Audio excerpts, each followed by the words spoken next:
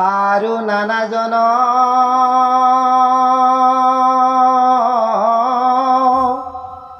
যুদ্ধ বিচক্ষণ নানা অস্ত্ৰে সুসজ্জিত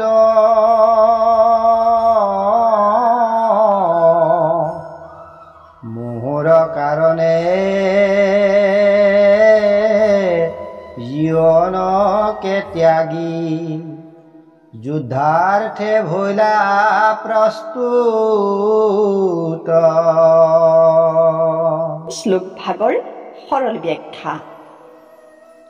আমি ইতিমধ্যে কৈ আহিছোঁ যে কুৰুক্ষেত্ৰ যুদ্ধ কেৱল কৌৰৱ আৰু পাণ্ডৱৰ মাজতে সীমাবদ্ধ নাছিল।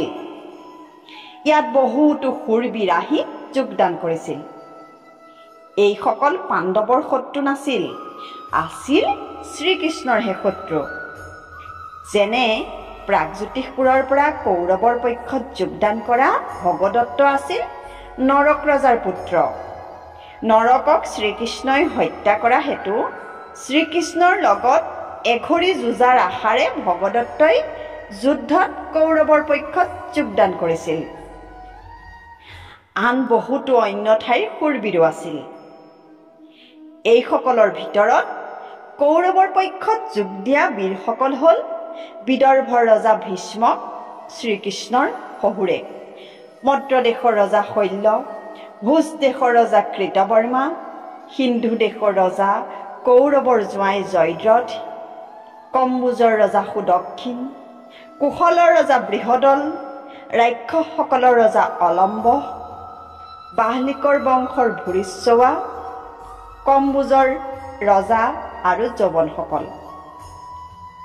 তদুপৰি কৌৰৱৰ পক্ষত থকা কৌৰৱৰ মোমায়েক শকুনি আছিল গান্ধাৰৰ ৰজা। দুৰ্যোধনৰ বন্ধু কৰ্ণ আছিল অংগদেশৰ ৰজা। ঠিক তেনেদৰে পাণ্ডৱৰ পক্ষতো কৌৰৱৰ শত্ৰু বহুতো দেশে যোগদান কৰিছিলহি। যেনে পাঞ্চালৰ ৰজা দ্ৰুপদ পাণ্ডৱৰ শহুৰ, মৎস্য দেশৰ ৰজা বিৰাট, পাণ্ডৱৰ মোমায়েক পুৰোজিত আৰু কুন্তীভোজ, শিবি দেশৰ ৰজা শিবি, চেদিৰ ৰজা শিশুপালৰ পুত্ৰ ধৃষ্টকেতু, কেকয় দেশৰ কেকয় ভাতৃদ্বয়, বৃষ্ণি বংশৰ সাত্যকী, পাঞ্চাল দেশৰ দ্ৰৌপদীৰ ভাতৃ যুধামন্যু আৰু উত্তমৌজা, কাশীৰাজ তথা অম্বা, অম্বিকা আৰু অম্বালিকাৰ পিতৃ আদি। দুৰ্যোধনে নিজৰ বংশৰ বাহিৰেও কৌৰৱৰ পক্ষত যোগদান কৰা আন সকলো শূৰবীৰ নানা অস্ত্ৰ শস্ত্ৰৰে সুসজ্জিত আৰু যুদ্ধত অতি নিপুণ বুলি কৈ দ্ৰোণাচাৰ্যক পত্ৰই নিয়াব বিচাৰিছে যে যুদ্ধত তেওঁলোক জিকিবই।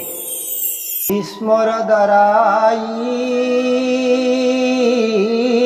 সংৰক্ষিত সৈন্য পৰ্যাপ্ত নোহে আমাৰ বৃকুদৰ দ্বাৰা ৰক্ষিত সেনানী যথাযথ সমৰ।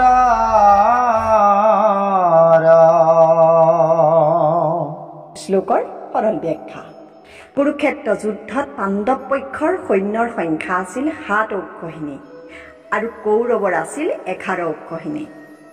এক অক্ষৌহিণীত থকা সেনানী সংখ্যাত 21,870 জন ৰথী, 21,870টা হাতী, 65,610 জন অশ্বাৰোহী সৈন্য আৰু 1,09,350 জন পদাতিক সৈন্য থাকে। পাণ্ডৱতকৈ কৌৰৱৰ সৈন্য সংখ্যা 4 অক্ষৌহিণীতকৈ অধিক আছিল যদিও দুৰ্যোধনৰ মনত তেওঁৰ পক্ষৰ সৈন্যৰ সংখ্যা যুদ্ধত জয়লাভৰ বাবে যথেষ্ট নাছিল। এই কথাই দুৰ্যোধনৰ মনত যে যুদ্ধত জয়লাভ কৰাৰ নিশ্চয়তা নাই তাকেই বুজাইছে। দুৰ্যোধনৰ মনৰ ভাৱ এনে হোৱাৰ কাৰণ হ'ল দুৰ্যোধনে নিজেই জানে যে দুৰ্যোধন অসত্য, অধৰ্ম, অন্যায়ৰ পথত বৰ্তি আছে আৰু পাণ্ডৱ আছে ঈশ্বৰক সাৰথি হিচাপে লৈ সত্য, ন্যায় বা ধৰ্মৰ পথত। সমস্যা তাতেই, যি এবাৰ অন্যায়ৰ পথত, অধৰ্মৰ পথত ভৰি দিলে তেওঁক অহংকাৰে এনেদৰে চেপি ধৰে যে তেওঁ পুনৰ ন্যায়ৰ পথলৈ বা সৎ পথলৈ ঘূৰি আহিব নোৱাৰে।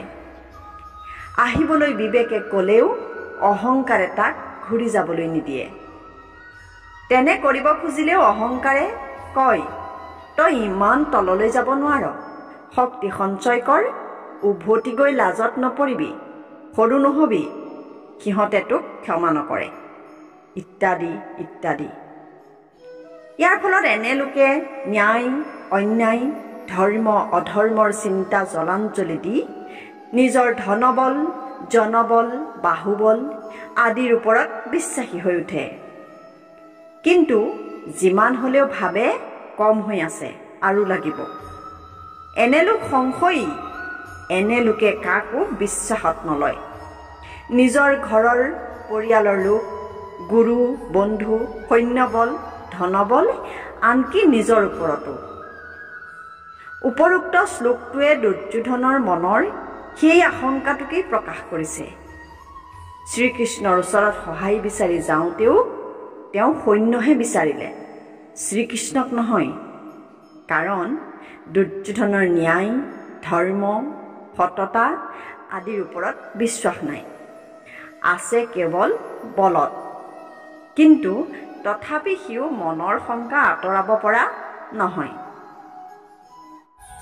গতিকে আপোনালোকে পিছৰ ভিডিঅ'সমূহ পাই থাকিবলৈ আমাৰ চেনেলটো ছাবস্ক্ৰাইব কৰি থ'ব আৰু লাইক, কমেণ্ট, শ্বেয়াৰ কৰিবলৈ নাপাহৰিব।